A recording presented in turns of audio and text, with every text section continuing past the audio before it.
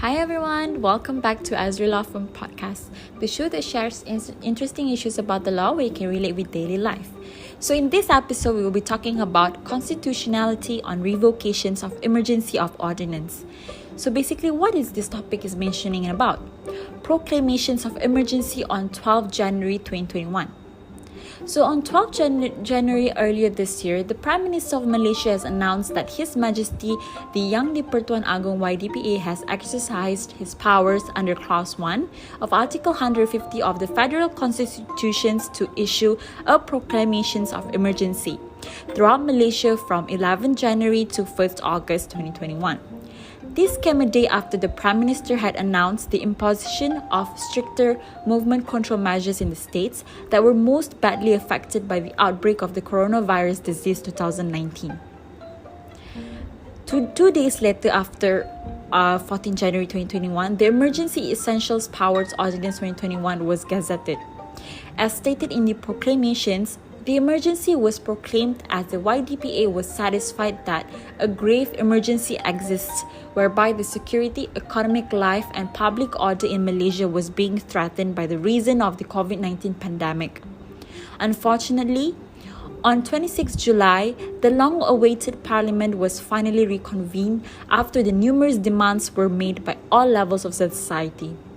Nonetheless, when the oppositions tried to topple Perikatan Nasional PN from the power through a vote over the annulment of the emergency ordinance, our law minister Datuk Seri Taqiyuddin Hassan shocked the House by declaring the EO has been revoked in 21 July 2021.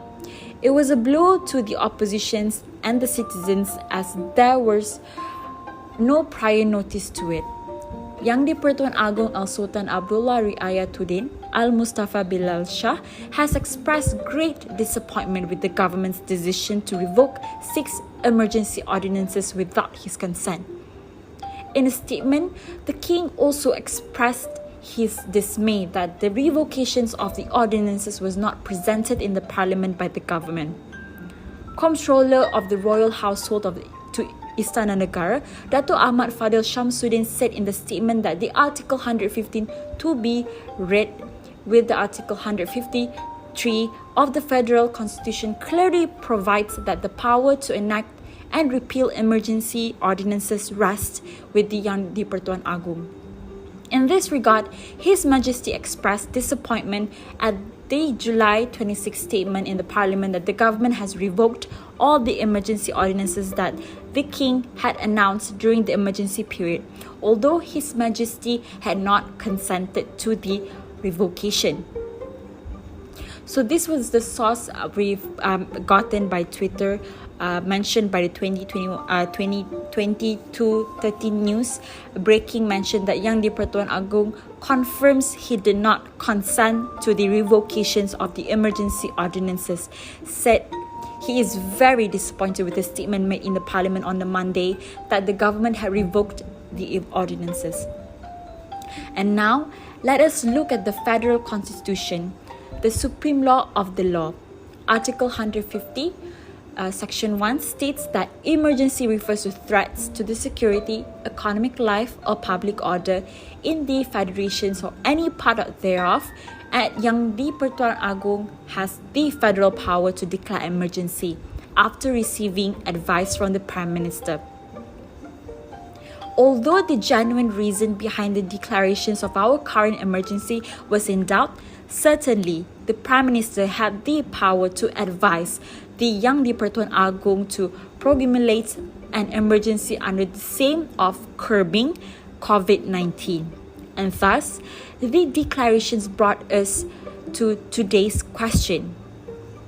Then, Article 150 Section 3 of the Federal Constitution provides 2 situations where a proclamations of emergency can cease to exist. The first one would be it is to revoked by Yang di-Pertuan Agong, and the second reason would be if both houses of parliament annul it by resolutions. One most important for us to refer to the relevant decided cases, if any, Fortunately, the case of De Cheng Po versus Public Prosecutor, 1979, decided by the Privy Council in 1979, does lend us hand on this matter.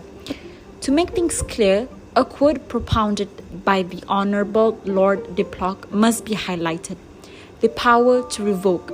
However, like the power to issue a proclamations of emergency, vests in the Yang di-Pertuan Agong, and the Constitution does not require it to be exercised by any formal instrument. In their lordships' view, a proclamation of a new emergency declared to be threatening the security of the federations as a whole must, by necessary implication, be intended to operate as a revocation of a previous proclamations if one is still in force. Essentially, the Privy Council clarified that Yang di-Pertuan Agong, as the head of state of Malaysia, has the power to revoke the emergency, and this is why the consent obtained from the Agong plays a vital role in cancelling the emergency. Although the revocations can be done without a formal instrument, there must be a necessary implication made to indicate that such an emergency has been annulled. For such implication, the court provided an example where declarations of a new emergency may suggest that the previous emergency was revoked. However, it is humbly submitted that this view might not be appropriate anymore with our current federal constitution, as this insertion of Clause 2A in Article 150 in 1981 has enshrined that more than one emergency can exist concurrently if they are issues on different grounds or in different circumstances. Now, back to the present situation. Although the emergency may be terminated without a formal instrument, where the announcement can even remain unpublished in the Gazette, the key point to be noted is the Agong must nevertheless approve the revocations of emergency at the first place. Furthermore, taking into account that there was no relevant implications or incident to imply that such emergency has been revoked prior to the commencement of Parliament, the royal consent weighs a lot in proving the validity of the annulment of the emergency. In fact, it is essential to manifest evidence that emergency was validly revoked.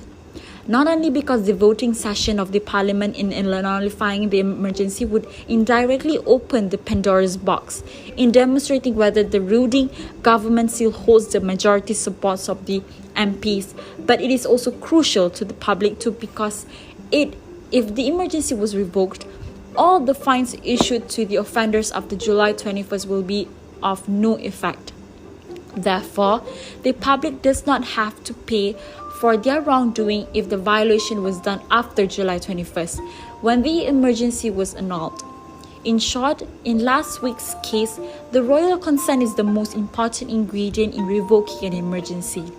And since the comptroller of the royal households of Istana Negara has stated that His Majesty was very disappointed to what has happened in the Parliament, clearly indicating that the Agong had not consented to the annulment. Only God, our de facto law minister, and his comrades know the secret behind this unconstitutional move. That's all in this episode. Do follow our Instagram and also Facebook for more information, and also do visit our website to read more regarding this article. Thank you so much for listening. Bye-bye.